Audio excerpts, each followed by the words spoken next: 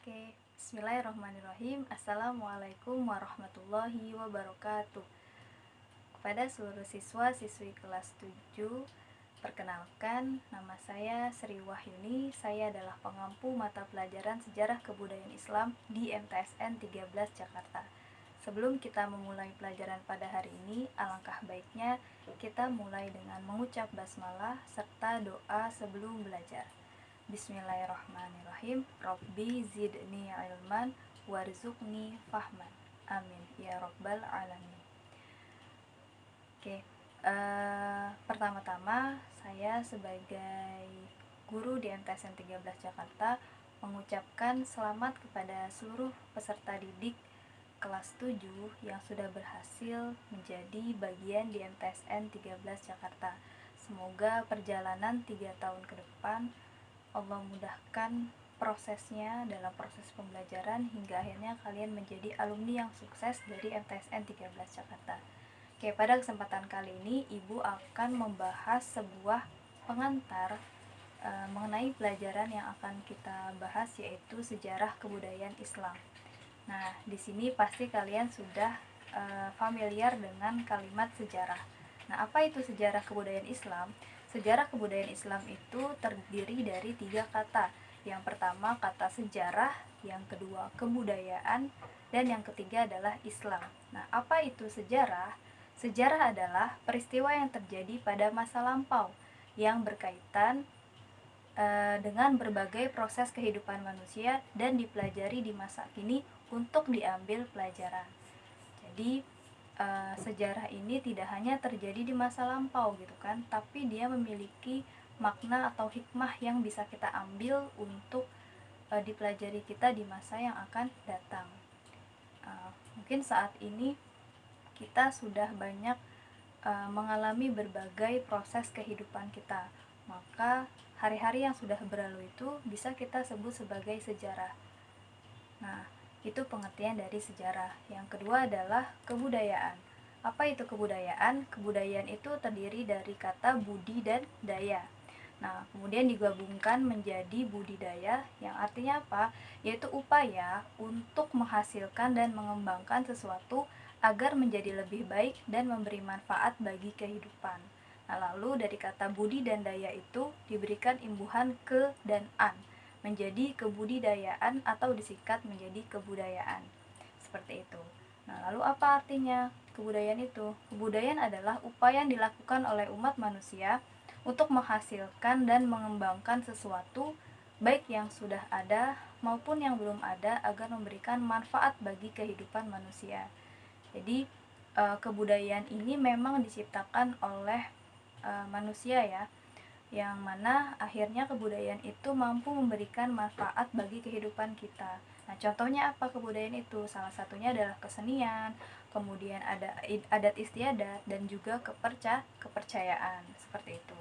Nah, kemudian setelah tadi sudah memahami sejarah, kemudian kebudayaan, nah Islam kita akan pahami. Apa itu Islam?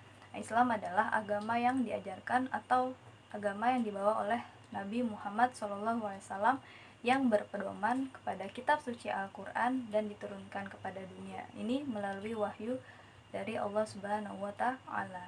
Dan Islam ini adalah salah satu agama terbesar yang ada di dunia, dan alhamdulillah kita terlahir dari seorang rahim ibu yang beragama Islam, dan memang fitrahnya kita sebagai manusia itu adalah terlahir dengan fitrah Islam.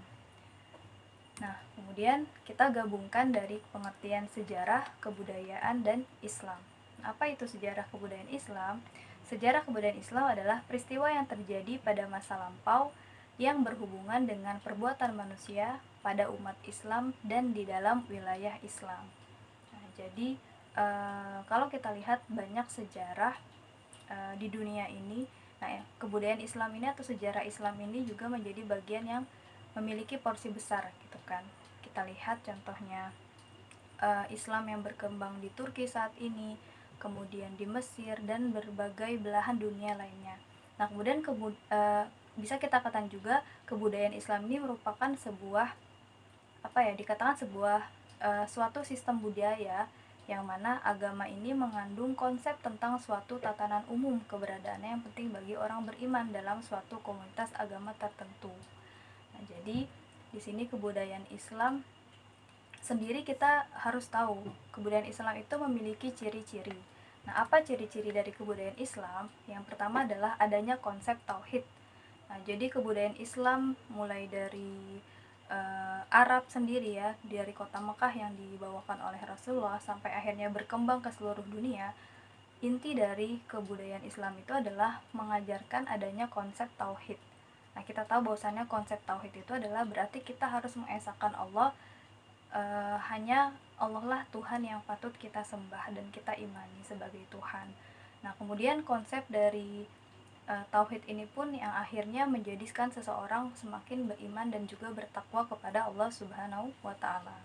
Nah, kemudian ciri kebudayaan Islam yang kedua itu apa? Adalah persaudaraan Islam.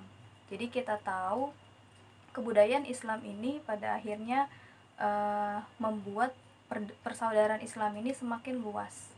Ya, kita tahu kita tidak hanya memiliki saudara sesama muslim ya yang ada di Indonesia saja gitu kan, tapi kita memiliki saudara muslim yang berada di belahan dunia lainnya, seperti misalkan di negara Eropa, Amerika, dan dimanapun itu berada, dan dimanapun tanah yang di dalamnya terdapat seorang muslim, maka itulah saudara kita ya. Jadi batasan kita sebagai umat Islam itu adalah batasan akidah, jadi tidak mengenal batas teritorial, tidak mengenal batas wilayah. Selagi dia seorang muslim, maka dia adalah saudara kita. Nah, itu adalah salah satu ciri dari kebudayaan Islam. Kemudian yang kedua adalah prinsip moral dijunjung tinggi. Nah, di sini ini adalah indahnya dari ajaran Islam, bahwasannya moralitas itu adalah sikap atau akhlak yang sangat dijunjung tinggi. Dan kita tahu Rasulullah diturunkan sebuah risalah kepadanya, salah satunya tujuannya adalah untuk memperbaiki moral akhlak manusia. Nah, salah satunya dimulai dari moral akhlaknya bangsa Arab ketika itu. Nah, kemudian ciri kebudayaan Islam yang keempat adalah budaya toleransi yang cukup tinggi. Nah, ini kita tahu ya, Islam ini adalah agama yang memiliki toleransi yang cukup tinggi. Kemudian yang terakhir, ciri kebudayaan Islam adalah prinsip keutamaannya adalah belajar dan memperoleh ilmu.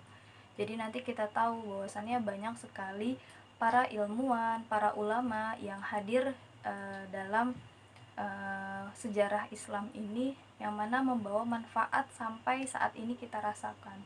Contohnya karya Ibnu Sina yang memiliki buku perihal kedokteran atau filsafat gitu kan, dan akan banyak sekali kita akan pelajari di materi kebudayaan Islam ini. Oke, kemudian apa sih manfaat mempelajari SKI gitu kan? Nah, berikut ada 4 poin yang akan Ibu sampaikan. Yang pertama adalah agar kita dapat mengambil hikmah dari kejadian yang terjadi di masa lampau, yang mana dari hikmah itu mampu meningkatkan ketakwaan kita kepada Allah Subhanahu wa taala. Ini ya. Jadi outputnya adalah dengan mempelajari sejarah ini, keimanan kita, ketakwaan kita itu akan semakin meningkat seperti itu. Kemudian yang kedua adalah sejarah sebagai pertimbangan ketika mengambil keputusan atas segala sesuatu. Tuh. Jadi kita harus melihat bagaimana sih Rasulullah dulu dalam memecahkan masalah atau persoalan di antara para sahabatnya, gitu kan. Bahkan ketika terjadi suatu masalah, para sahabat itu langsung mendatangi Rasulullah. Nah, maka kita sebagai umatnya ketika dihadapi persoalan, kita harus melihat bagaimana keteladanan Rasulullah dalam memecahkan sebuah masalah. Nah, manfaat yang ketiga adalah agar dapat memahami dan meneladani kisah-kisah yang baik pada zaman dahulu.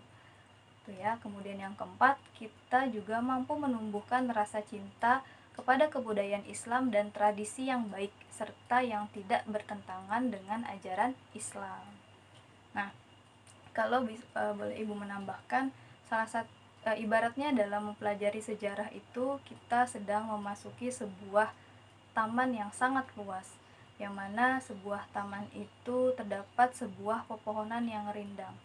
Nah, ketika kita sudah merasakan teriknya matahari, kita memilih untuk berteduh di antara pepohonan yang rindang tersebut. Nah, pepohonan rindang itu ibaratnya adalah sejarah yang mana bisa kita ambil buahnya untuk kita petik, kemudian kita makan, untuk kita ambil manfaatnya agar meredakan dahaga kita di siang hari, seperti itu. Oke, mungkin itu saja untuk pengantar sejarah kebudayaan Islam. Semoga mudah untuk dipahami oleh kalian. Itu saja, semoga bermanfaat. Wassalamualaikum warahmatullahi wabarakatuh.